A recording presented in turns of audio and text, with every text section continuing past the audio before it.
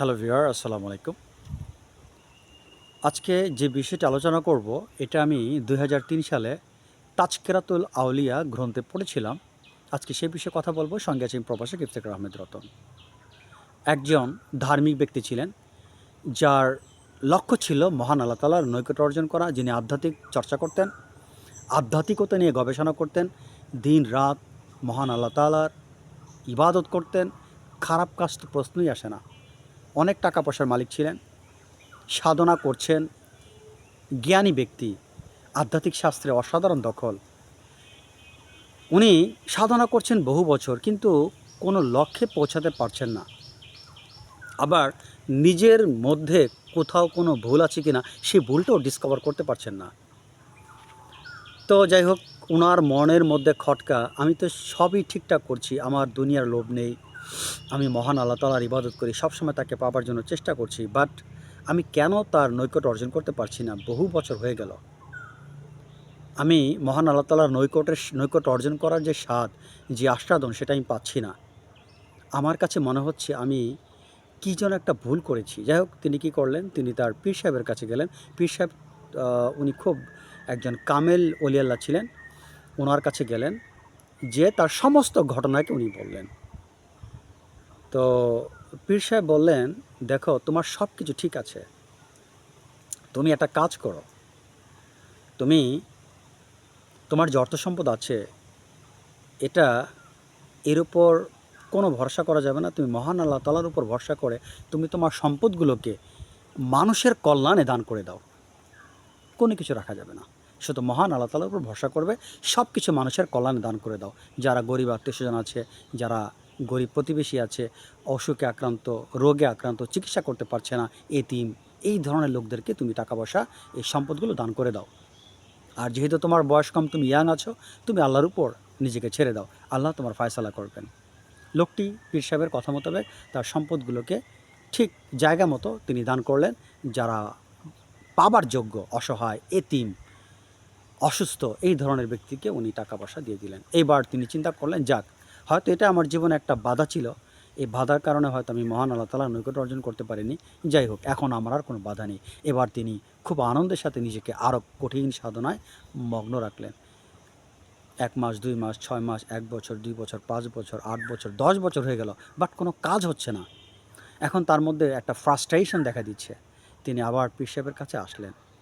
সব ঘটনা বললেন যে, হুজুর, আপনি যা বলেছেন তাই করেছি। বাট আমি বুঝতে পারছি না আমার কোথায় যেন একটা ল্যাকিং আছে। এই ঘাটতিটা কোথায়? আমার তো কিছুই নেই। আমি সব দান করে দিয়েছি। দুনিয়ার মায়া নেই, মহান আল্লাহ তাআলাকে পাবার জন্য চেষ্টা করি।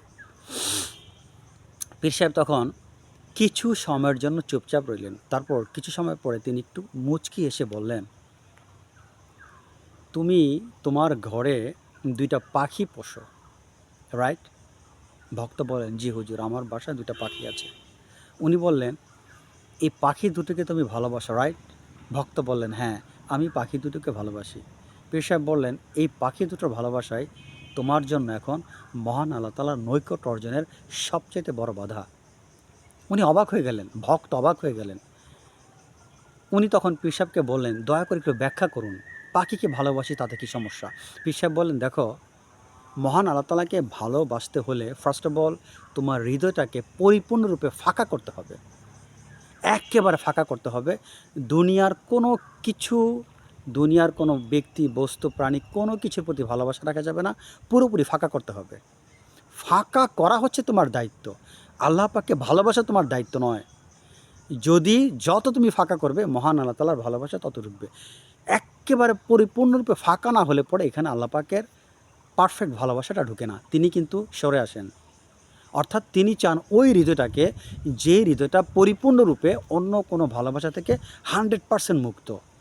তোমার আল্লাহ পাককে ভালোবাসা তোমার কোনো দায়িত্ব নয়। তোমার দায়িত্ব হচ্ছে আল্লাহ বাদে অন্য কোনো কিছুর ভালোবাসা তোমার হৃদয়ের মধ্যে আছে কিনা, সেটা তুমি আগে ডিসকভার করো।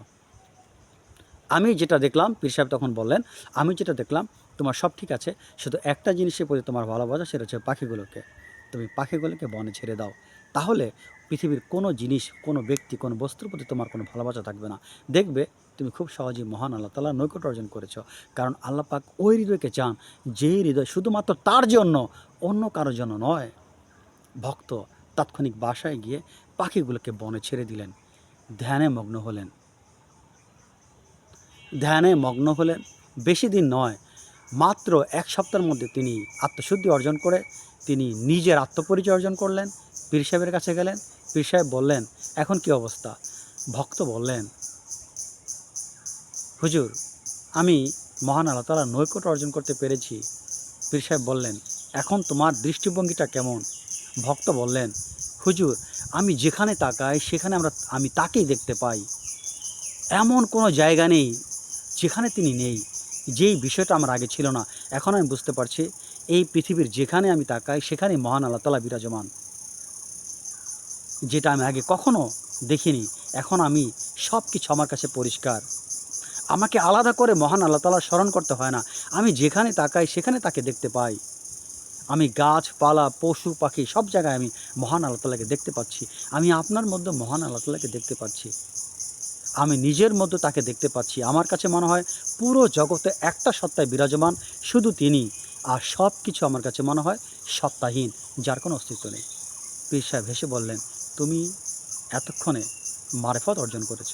যাক প্রিয় ভিউয়ার, আমরা বুঝতে পারলাম আজকের ভিডিওতে মহান আল্লাহ তাআলাকে ভালোবাসতে হলে তাকে ভালোবাসার দরকার নেই। ফার্স্ট অফ অল আমাদের উচিত আমাদের হৃদয়টাকে পবিত্র করা। কোন বিষয়ের প্রতি আমাদের ভালোবাসা আছে সেটাকে বের করে সম্মূলে উৎপাটন করা। আশা করি ভিডিওটি বুঝতে পেরেছেন। আজ এ পর্যন্ত। আল্লাহ হাফেজ।